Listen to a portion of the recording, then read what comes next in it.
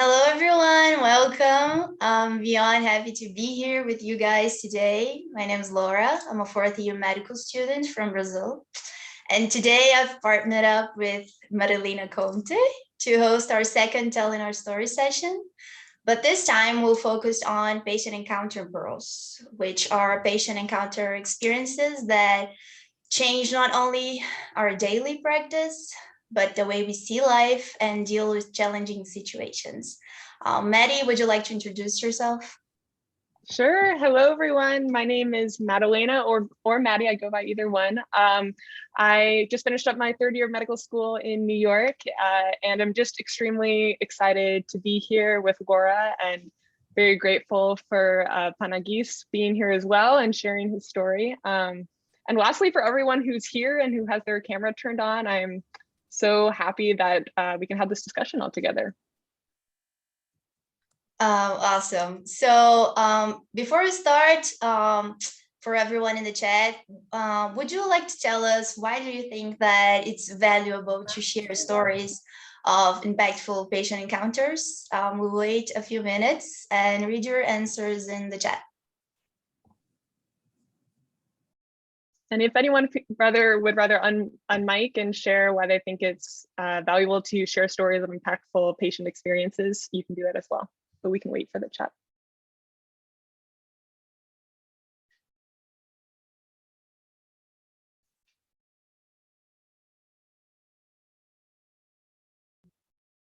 I think I'm gonna jump in because I have a little story to share before we start.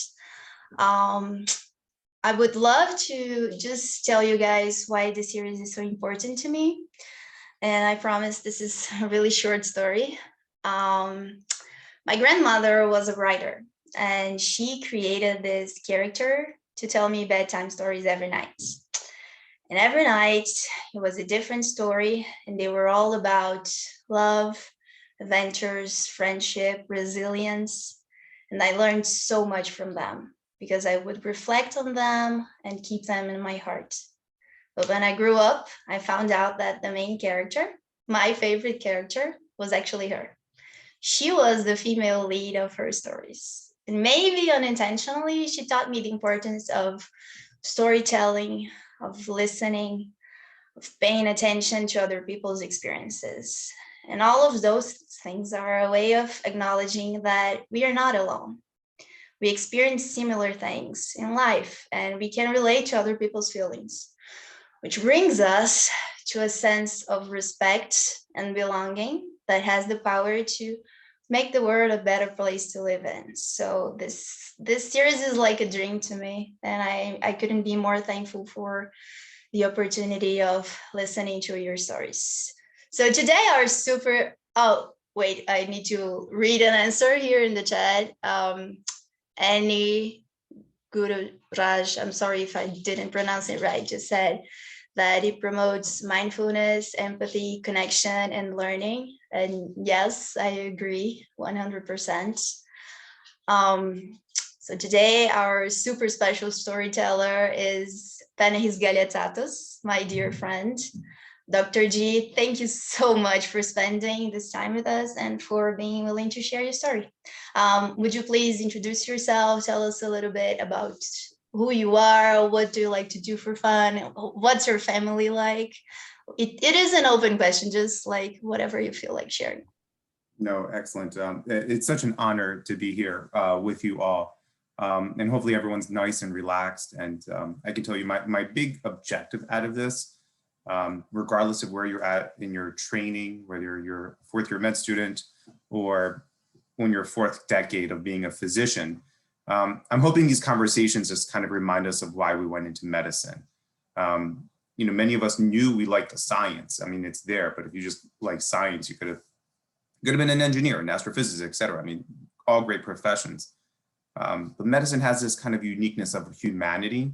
And we know that, right? That's why we were drawn to this. So I'm hoping at the end of this hour with you all, I'm hoping everyone's passion and fire continues to light bright as we discuss this. So who am I? Panagis Galiatsatos, Panagis with an American accent, if that helps you guys, or Dr. G, whatever is easiest. Born here in Baltimore, born and raised. My parents are Greek immigrants. I always like to say right off the bat, the hospital my mom went to when her water broke to birth me, she rejected her because she couldn't speak English. And now it's the same hospital that I work at. So, you know, the beautiful irony. My best time is usually spent with my family. So my 4-year-old right now is next to me demanding water. So after I finish this, I'm gonna pause and go grab her water. But I'm a lung and critical care doctor here at Hopkins. And, you know, my research is focused on community engagement and the promotion of health for the purpose of achieving health equity. I'll finish that. So we'll take a pause so I can go get the 4-year-old quick water, and I'll be right back as you guys think about the next questions to ask. 2-second pause, sorry about that. No problem, Dr. G. Would anyone like to share with us some thoughts about sharing stories and life experiences?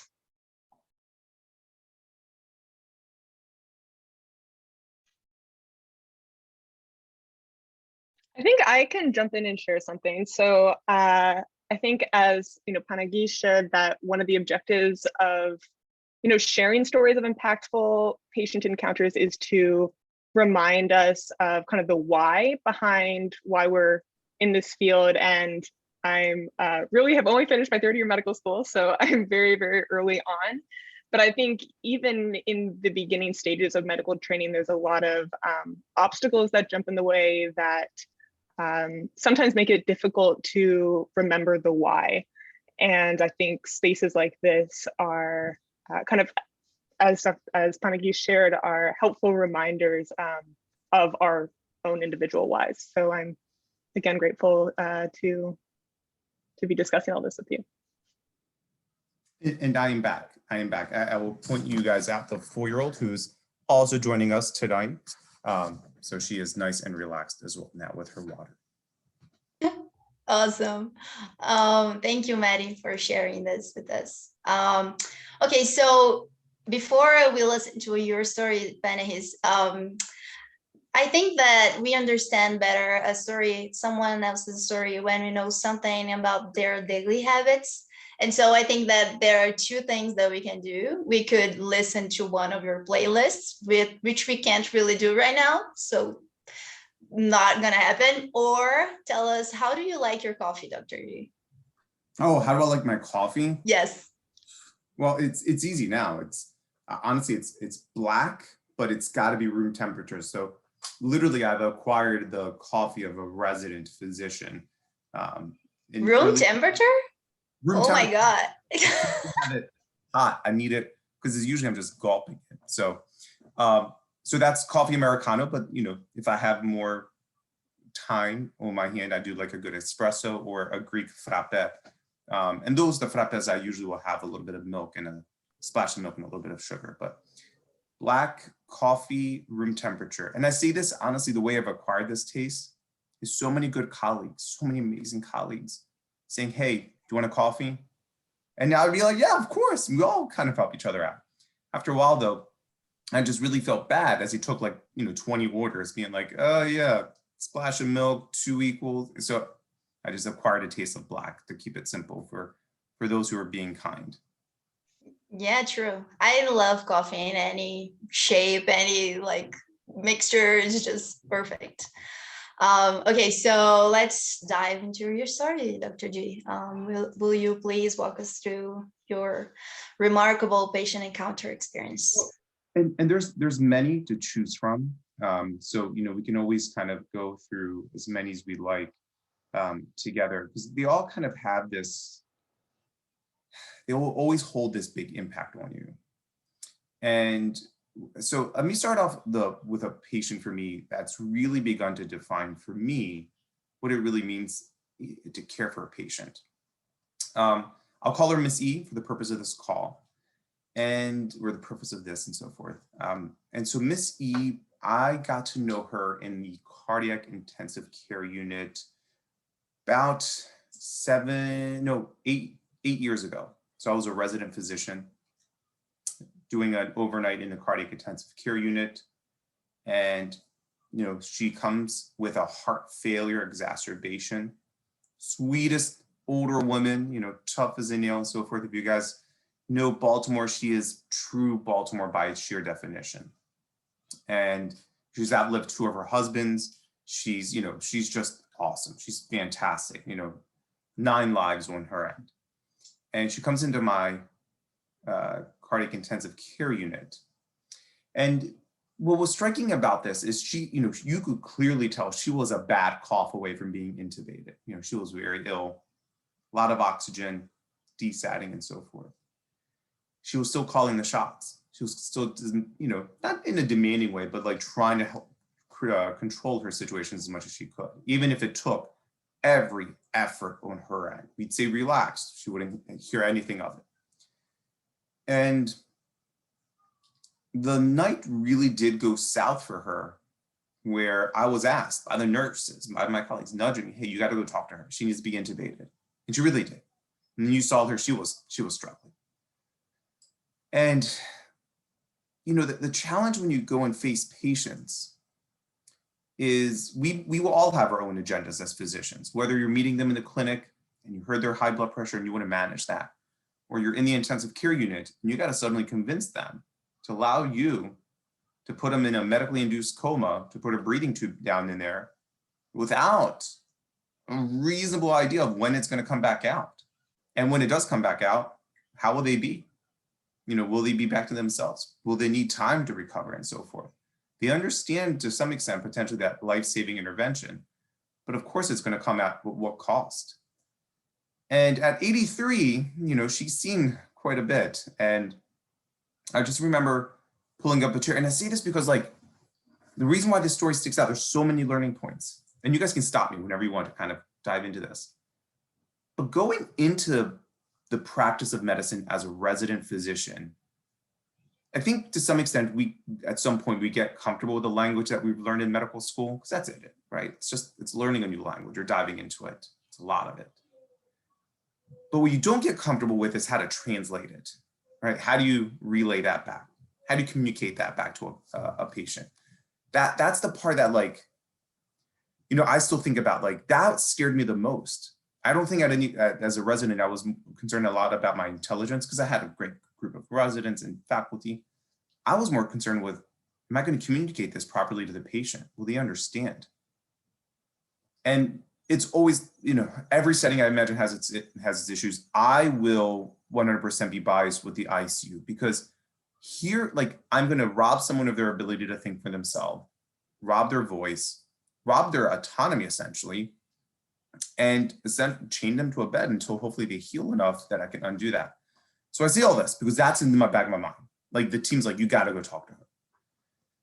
And I pull up a chair, eye level with her, and she's leaning over, looking at me, and the first thing I said before I went in there, before even going in there, doing chart biopsy, being a guy that was born and raised in Baltimore, I do have a little bias. I'll kind of look, where's their home address? I'm looking for street names. And I knew the street she grew up. So I sat down and the first thing out of my mouth was, how do you like this new market chain? Don't you miss Mars, the old market, supermarket? And she lit on. What I didn't know, no clue, I just knew the proximity where she lived. Baltimore had this, almost 60-year-old born and raised supermarket there. I mean, everyone loved it. Only a few locations, but it was Baltimore to us. Represented, the town, those regions. And then a big corporation bought it out, by the time I became a resident. It was very frustrating. But that's what she wanted to talk about. Suddenly that was it. We talked about the donuts there, the milk, the prices, the family. Everyone knew your order. It was a great supermarket, look. But in my mind, growing up in that region, I'm well aware that it always represented a lot more than just that. I mean, it sometimes covered people's medical bills if they were struggling. I kid you not. Their pharmacy tried to operate in kind of a cost effectiveness model. It really always gave back to the community, from a healthcare perspective, in addition to so many other ways. So when it left, I know it hit many people. What I'm trying to establish with her, just so you guys all know as well, I didn't know this back then, but now that I research it, is a sense of homophily, right? For her to see me as one of her own, right? I want her to see me as a community member, not as a doctor right now. I want her to see me because I know, maybe there's an age difference. I get that. I don't know how young I look to you guys now, but I'm not near 83. But what I'm trying to get at is like, I grew up in the same kind of culture, grew up in the same environments, right? I want her to know that I have some cultural humility where I can have an understanding of what is going to be important to her. Her sense of community by far was number one, and then her family and so forth. We probably had a 10-minute conversation of a lot of laughter, which caused her blood pressure, by the way, to fall a little bit. Good laugh, kind of kicks off the Valsalva maneuver. So anyway, long story short, then I began to approach this conversation, and she knew it was coming. And she asked me, she's like, I need to survive. She's like, I can't be. And when she said that, by the way, she immediately went to, I need to be back to myself. I can't be a vegetable. I can't just be living like this. I don't want to exist, is what she said. I want to live again. And I told her, I was like, we're going to give you the best probability of that. I just can't guarantee anything. And then she flipped it back to the community, right? She started mentioning certain people that I knew, because if you grew up around this area, you knew certain players and persons. We laughed about that and so forth. Then we went back to her. And the ability to trust me clearly, began to rise. And she said yes. And I say this because it wasn't the way I discussed the medicine, the science behind it, the intervention. And many of you will practice somewhere where you don't know the community. And I really encourage you guys trying to learn where people are coming from, have that sense of cultural humility. That's when I began to realize how valuable it is to establish this notion of homophily in order to expedite trust in settings where you don't have that luxury. I didn't have, decades to know her. She was intubated, she recovered, and out she goes. Before she leaves, she gave me one of the best compliments I could ever get. I want you to be my doctor. Seriously, like that phrase, whenever it's given to me, like, man, that's like my love language. I want you to be my doctor. Love that.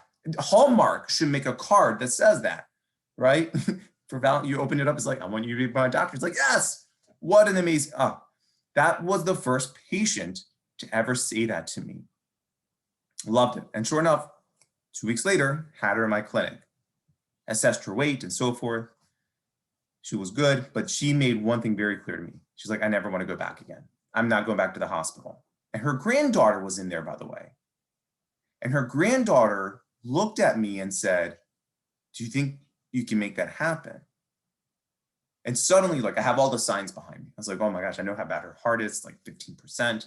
She declined a defibrillator. I'm like, we'll try. It's like back to Panagis in the ICU. Like, will she survive? We'll give her best probability. And so, we finished the clinic visit, and this is the big teaching lessons coming out of this. I look at I was like, see you in 3 months, Miss E. Miss E's disease is not a see you every 3 months type of disease. And I realized that almost 48 hours later, where I got a call into the clinic from her granddaughter. And, she wanted to go over the weight, went up a little bit. We tweaked the Lasix. And at that moment I said, please take my cell phone, because weekends, et cetera, you may need me. You may need a call. I had at least weekly minimum text messaging, how her weight is doing. Her granddaughter will come into clinic with notebooks, documenting weight, blood pressure, oxygen sats. Fantastic. Her granddaughter, huge advocate. I mean, I was humbled by that. It made my job a little easier. And then, told you like the touch points. After a second clinic visit, I realized how hard it was for her to even get to clinic. She was deteriorating. Even though we were keeping her out of the hospital, this disease was still progressing. And then I did something I still do today. And I was fortunate enough to be in a training program that allowed it. I looked her in the eye, I was like, how about if I just come to you? So you don't have to come all the way to me. Part of me actually, there was a selfish reason. It's because, again, she lives in an area that I grew up in. So to me, like driving there was like going down memory lane. I was like, oh, I love it. I remember being a kid going around those neighborhoods. I was a little bit of a vigilante as a child. So, I knew where like, hung out with the guys, and anyway, I've turned a leaf. So, I would drive there and I'd knock on the house, stethoscope around my neck, and I'd come in and we would just, she wanted to show me all her pictures. Like I said, she outlived 2 husbands. One died young, the other one died later on, but she's still around. She showed me all of them. Going into her home, I probably did like 5% medicine and healthcare and 95% just comforting her. She loved to talk. Her granddaughter had moved in now with her to take care of her. And we did this like every 2 months or so, every 3 months. It wasn't a clinic visit. I think I saw her clinic after that, like one more time that per year. So like once a year, but every other 3 or 4 times I'd go to her home. I'd do a home visit. And I realized how important that was for patients who can't really get out. Still gave them the sense of independence without making them, try to, adapt to what healthcare wants of them. That's not fair to them. Healthcare should work for them, not the other way around. So we were going there. We kept her out of the hospital. We kept her out of the hospital for 4 years. She got to 87. And the irony of all of this, so she became anemic, with her heart failure. We had to put her on a little bit of Coumadin and balance this all out. And she had these bleeds here and there. Nothing horrible, but occasionally she would have a bad one. She had a bad fall. Her hemoglobin was low. And she was like, Dr. G, I'm not going to the hospital. You promised me. I'm sitting there, she just got her labs drawn. She's sitting there with a hemoglobin right at 6, down from 12. And I'm like, I did. Let's go get a transfusion. How about that? Now, for those of you in America, now I've seen this as American-centric. I've never really worked at another country's health system. We have all the solutions. It is just so painstaking to get things done. I remember literally calling the transfusion clinic. They're like, you need prior auth. I'm like, prior auth? Her hemoglobin's 6. Like, she's gonna die. Like, come on. We eventually get it. The challenge is, before the transfusion could even occur, she went into a cardiac arrest. And her granddaughter was there and was like, I know what my grandmother wants. She was DNR, DNI, do not resuscitate, do not intubate. And, I'm sitting like in my office, coordinating this, where the daughter's texting me. She's like, Mom's heart just stopped. And I immediately run. And, where the campus is, it's kind of far, like building to building. But I got there and like 90 degrees Baltimore weather. I'm like drenched in sweat now, but I'm there and I see her, motionless. Oh, did I cry? And I say this like I was trying to hide it, but everyone else was at that moment. Paramedics were there too, but she became, more than a patient. She was like the grandmom that I never really got to have. Listening to her stories of Baltimore and so forth. Like, man, did I enjoy going to those visits? And it was also my, so yes, we declared her. She had passed away. And about a week later was her viewing. And, I was invited and I went. And I don't know if you guys know what viewings are here. Like, the body's there, people go in, pay their respects to the family. And when I went in, my second time now crying about this beautiful patient, Miss E, was because, they had this wall of pictures. She had one of me and her and I, right? Because it was like one of these like random pictures we took. Her granddaughter was like, oh, smile with the doctor. And she had, they put that up as one of like few pictures, like many pictures. But, I saw that and I, lost it again. Like, it was to make it to a wall, pictures for one of your patients, probably second to only them telling you, I want you to be my doctor. And so Miss E taught me a variety of things, by the way. She taught me, disease is a disease. It's not the person. And I think many of us know that saying and so forth. But she exemplified it, right? She wanted you to not focus on solely on evidence-based medicine. Like, I'm not going to discuss with her how an ACE inhibitor is going to give her a survival benefit. She wants to know if it's going to impair her quality of life and the life that she's accustomed to living now in her 80s.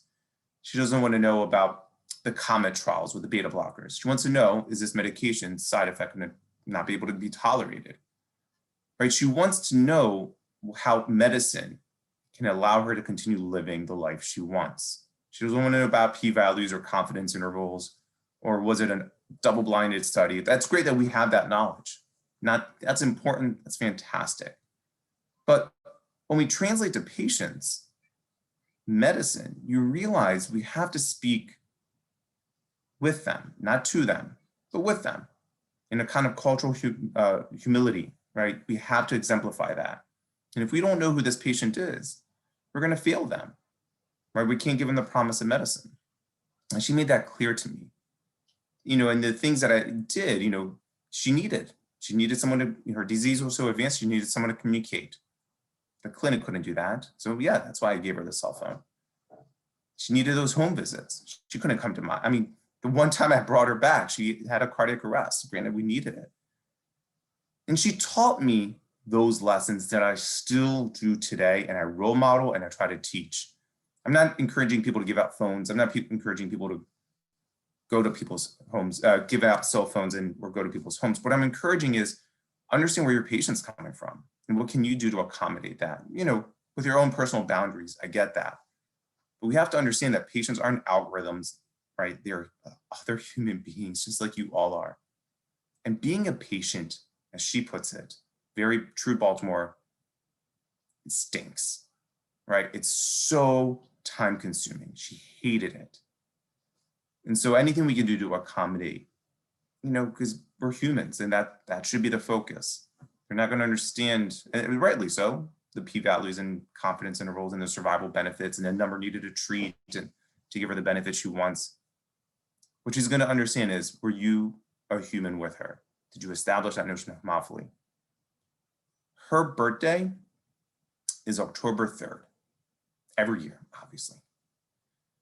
The reason why I bring that up is because it's my mom's birthday. So her granddaughter and I, every year, we haven't missed a beat. We exchange text messaging, sending a happy birthday to your grandmom. She's like, send a happy birthday to your mom every year. Look, being a doctor, you guys will learn about people at their most vulnerable times. You will learn about, you'll have the disease in sight, but at the same time, what you're going to have is this understanding of how it's impairing them. And every disease, regardless of its spectrum, will impact people differently. A mild disease creating a severe impact on patients' lives, don't judge them for that. And a severe disease, the patient just rocking and rolling, be like, I'm okay with it. Don't praise them for that, right? I see this because just try to understand, our own implicit bias towards a disease is not what should ground us to being a human being with someone. Understand what it means to them. Understand the impact it's having to them. And I always think about that, because you would never know how advanced her disease was if you met her. And the opposite is so true, that I've come to realize with many other patients who, on the chart, it says it's mild, but it's clearly impairing them. So she taught me a lot of things, but that to me is the biggest one. Be a human, check your implicit bias, and try to translate medicine for that person. That's it. I'm hoping. Beautiful. I'm sorry. No, Go ahead. Good timing. I was hoping I caught everything you wanted. And I still get really teary-eyed when I think about her. She was like the sweetest woman, She also squeezed my hand the morning that I told her I was going to take out her breathing tube, and I'll never forget that hand squeeze. So anyway, sorry to interrupt. Back to you guys. It is a really beautiful story, Dr. G. I love it. And I really relate to your story, because it's really easy for me to connect, especially with elderly people and elderly patients. And what you said about translating it to the patient, I had an experience of this old man, and he had to go through hemodialysis, and I needed to talk to him, not like to convince him, because my teacher like already had been talking to him for like months with him and his daughter, but I just wanted to get to know his story. And it was really important to know like what was his fear, like why wouldn't he accept something that could mean like prolonging his life. And he was afraid of death. Basically, he associated like the machine with dying, and he didn't want that because he thought that once he started, then he would never stop until he died. But actually, when he started doing it, he just noticed how his life like came back to normal. It was a different kind of normal, but he lived like in the rural area, and he could take care of his plants and like his dogs.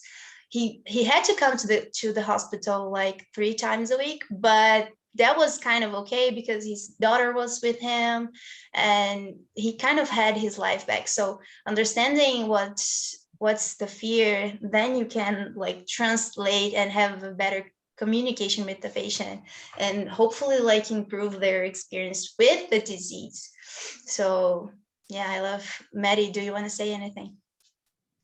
Yeah, I think what both of you touched on that really kind of struck me is, as you said, we spend so much time thinking about the data behind what's the best treatment or what's the best next step for each patient, communicating with our teams, communicating with different consultants, but the more important step of communicating that back to the patient and how you do so, understanding their desires, their goals, etc. And actually, Panagis, one question I had for you is, you described such an incredible relationship that you had with this patient to the point where you're visiting her home, you are having, conversations with her every multiple times a week, which is just truly remarkable. It's very clear how strong of a relationship you built there.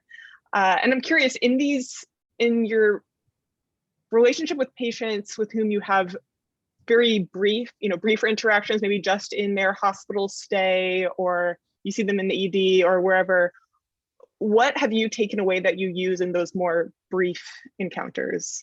Yeah, no, I would say, the brevity of the encounter isn't what should be defined, whether it's good or bad. I mean, with her, I had a longer chronicity of touch points. I understand. I try to, honestly, like where I come from, I really try to make every patient feel as if they're my only patient. And if it's for 5 minutes, you better believe my whole attention is to you. And the thing is, going into a lot of patients' encounters, like I usually look as a lung doctor now where I'm at, I need, certain data points, and I feel like I can make a really good prognosis, diagnosis, and management. I feel confident, and I also feel confident what I don't know. And I'll gladly go in and share, like, hey, I have no idea. But now I've also begun to, before walking in, like try to take on some other tools from, the chart if I don't know the patients. And so, for instance, every patient I go in, I always look at their birthday before walking in, every single one of them. Because depending on what we're going to have a conversation about, I will drop that birthday and stuff. And for those of you, I don't know if anyone is on here who's clinically shadowed me, they know I do that even in clinic. I would like slide it in like, hey, I'm hoping by December 7th, you'll be able to be off of oxygen. And the patient perks up like, what? On my birthday? I'm like, yeah. Realizing it is 6 months, and that should be enough time to come off of oxygen. But every patient, I will look at their birthday. So I got 3 minutes with this patient to let them know whatever. I'll go in and be like, look, I'm hoping the next March 3rd that rolls around, you'll be, where do you like to go? And I'm celebrating it there. And because everyone loves their birthday, right? Regardless of how much of a big deal you make it, but it is a date that will make it stand out. So, Maddie, you asked a great question. And from my standpoint, look, we're all humans. We all probably like our birthdays. So it's one of the things from a medical chart that I can pull. Because if I mention their insurance, who cares, right? If I mention their street, I don't know if they've lived there for 2 years or 2 weeks. So birthdays I know is going to resonate with them. So or like, the other subtle things, like if they're wearing like, a Tottenham Hotspur jersey, I'll make a comment about the soccer team, right? So you're looking for things like, again, it goes back to this notion of homophily. It's a sociological term, but I'm looking for things that they can see me as just a person. That's it. Because I'm trying to see them as a person too. I'll tell them about medicine and so forth. I mean, just today, for instance, I had a clinical visit with a patient that I knew I was playing like the tiniest role in their healthcare. It's advanced pulmonary hypertension. My colleagues that are managing pulmonary hypertension are tackling that. AFib is being tackled by the cardiologist. He's got like a mild case of COPD, nothing bad, nothing that even an inhaler is helping him.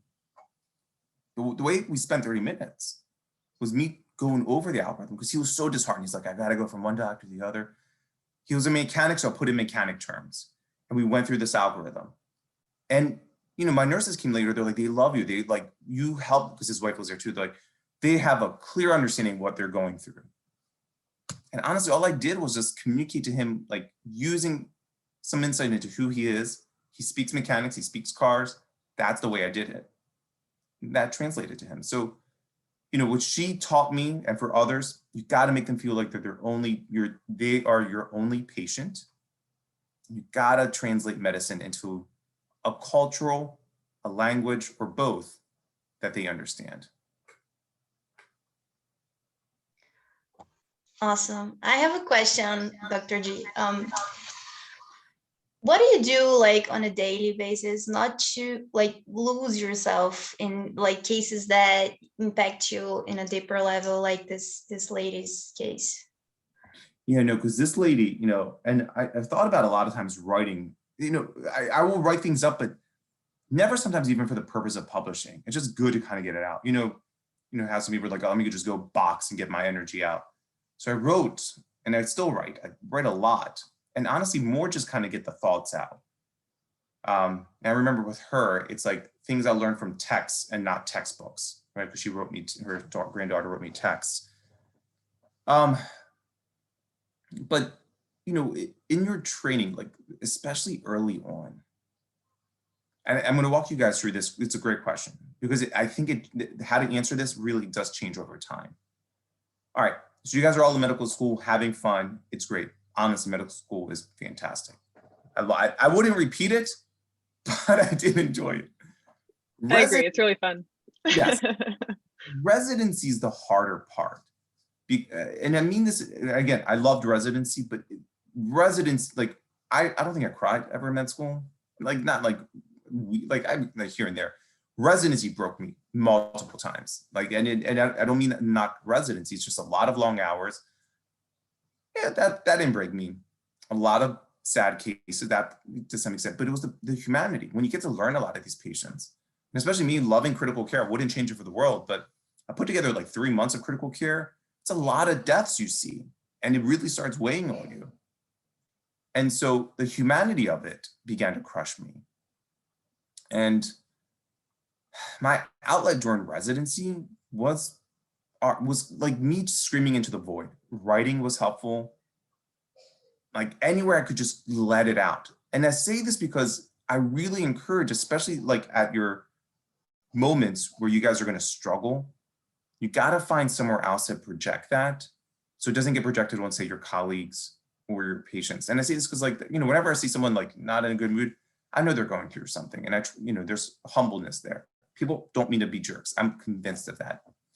And so during residency, like I found outlets through that, writing, running, exercising, and so forth, just to like get out my energy, my frustration in the world, the unfairness and the cruelty of so much of it. Where I'm at now, honestly, a lot of it to kind of balance what I'm doing and to kind of not let me get lost in it. Some subtle things, I know it's going to sound cheesy, like, yeah, there's meditation, etc. That helps. Yeah, fine. Clearing the mind. But one part, sorry for the rambling of this, but I got to really emphasize this. Back in residency, all of that, you still also felt massively alone. yeah, there's other people going through the same experiences with you, you still felt alone. And so to kind of balance this, maybe it's not the best thing to say out loud, but I like to try to like role model and invest in others, right? And just because I know they're going to struggle at some point. I know they're going to go through the same experiences I went through. And I'm hoping that they know they won't be alone. And hopefully my own phone shows me that, because like they'll text me. Like I've had plenty of residents like, can I just come by and talk to you? I even like, I was like, I got chocolate. If I'm not in my office, just come debrief. I got comic books. You guys have fun, whatever you need. But that's the hardest part of medicine that breaks you, because even if you know others are going through the same experience, you still feel alone. And my hope is that there's not a single resident within my sphere that I can help will feel alone. And that goes for all of you guys. And I think that's what helps balance me, because I know the care that I gave Miss E, there's other great doctors who will do that too, to their own patients. And so, I don't know, like what keeps me balanced is making sure no one else has to feel alone. As a colleague. I don't know if hopefully that answered something, but I rambled. There you go. No, I would just say that I 100% agree. And even, before residency, I think medical school is really phenomenal, but there are for sure many challenges. And I think that the individuals who kind of share their struggles, and for me personally, when I struggled, and I've been open with that to mentors and with other friends going through something different, it just makes the difficulties so much easier to progress through. And as you said, everyone experiences these difficulties, but even though we know that, we still feel alone. So I think having that openness, and I think for you, as you described, you being that mentor to so many people who feel that openness and that comfort coming to you, I think that makes a huge impact on so many people. So I think that's a huge pearl to share. No, and I appreciate that, Maddie, because like, the story that I even shared with you guys will all have your own Miss E. You guys are all going to be amazing doctors. There's an unintended cruelty of medicine where you feel siloed to some extent oftentimes. So, investing in from mentoring to role modeling, it's just because like I wish someone did that to me. I had great faculty, don't get me wrong, but man, like I don't know. So I'm trying to be, trying to be there for as many people as we can, and because there's other amazing Maddies and so forth out there. So we got to make sure everyone's just supported. That's it. Just support. That's honestly what balanced me. It really is. I can say that you make actually everyone feel special, Dr. G. This I was just telling Maddie about X-ray rounds and how you just like embrace everyone, like you make everyone feel comfortable and seen, and this is so important. And I thank you. Thank you for sharing your story, for being here, and for just like sharing all of the ways that you make your own world better. Everyone that's around you gets benefit from your brilliance, actually. And thank you for everything. If anyone has any questions, I think we're kind of out of time now. Yeah, can I just drop in the chat box if anyone wants to join? X-ray rounds does return next week. I had to take some time off because of travel, so I end up being in different time zones, but it's back next week, so get the word out. Yeah, it's awesome. It's really great. I actually invited Maddie to come. Sounds amazing. Yeah, and just last question. Any Guru Raj, I'm sorry again, I'm not sure if I'm pronouncing your name right. Can Dr. G talk more about his work in community health engagement and his pursuits or goals there? Yeah, so my work in the community, and again, it's a bit biased. My work in the community, remember I told you guys about Missy, she grew up in neighborhoods that I knew. Well, I mean, I had the honor of working at the hospital that I grew up in. I wasn't born in because my mom couldn't speak English. But all these community members, I would see, and my frustration with the medical training of my colleagues. I love my colleagues. But when they would tell some of my patients, this is my early recollection, I had a patient Polish. We have a great Polish community. but this Polish patient lived in a Ukrainian neighborhood. And so the guy was like, oh, there's a market there.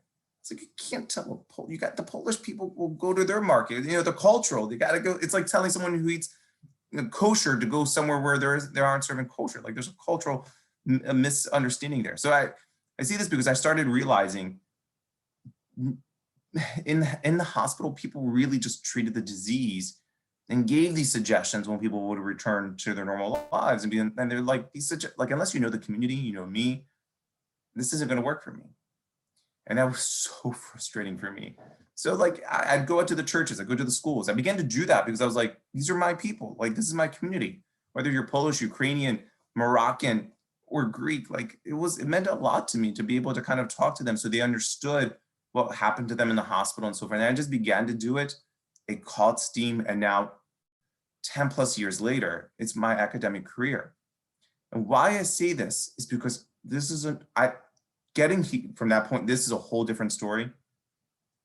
Talk about feeling alone, making a career through community engagement. It was the most isolating thing I've gone through. And I'm happy to talk to them. My therapist hears a lot of it. So I'm happy to talk to you guys about it in the future. But my promise to every mentee that I take on is, if you want to do this work, community engagement to promote health and mitigate healthcare disparities, I will help pave. The road is paved. I will flatten it out for you so it's much easier for you. We need more people to do this work to showcase that healthcare really needs to expand beyond the hospital walls. Look, we have physician scientists, we have physician educators, physician clinicians. There should be physician citizens, right? A field of modern medicine that understands the science behind good, tactful community engagement to promote health and prevent disease. So yeah, it drew from a personal narrative, but it doesn't have to. There's plenty of ways to do it in a manner that really speaks to the community. So more to come. On a side note, there's a book I'm writing about it. Next year, I'll send it all out. Everyone can have it. Amazing. But yeah, it's a good question. There's just a lot behind that. Yeah, there is definitely a lot behind that. And I think there definitely needs to be more community engagement. Maybe in a future session we can discuss, because I think we would all love to hear what you have to say about that. But it's getting towards the end of the session. So I just want to give a few moments if anyone has any last questions or any other thoughts they want to share. Feel free to unmute, or you can put it in the chat.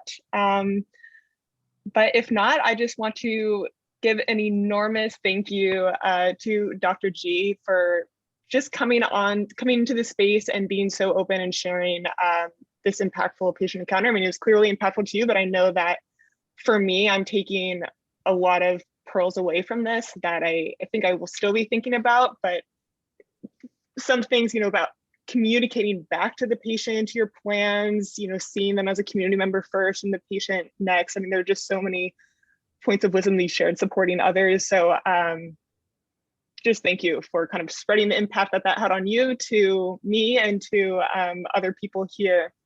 And I know Gabriella is saying in the chat, thank you for sharing your story, Dr. G. I enjoyed hearing your thoughts about community engagement. You also taught me a new word, homophily. I think that was also a new word for me. So yeah. Yeah, I was gonna say, you guys are all intelligent. Reminding you guys of why you guys went into medicine, that's all. Just if you treat every patient as if they're your only patient, you'll revive why you went into medicine. Because I imagine that's why you guys went into it. So yeah. That's it.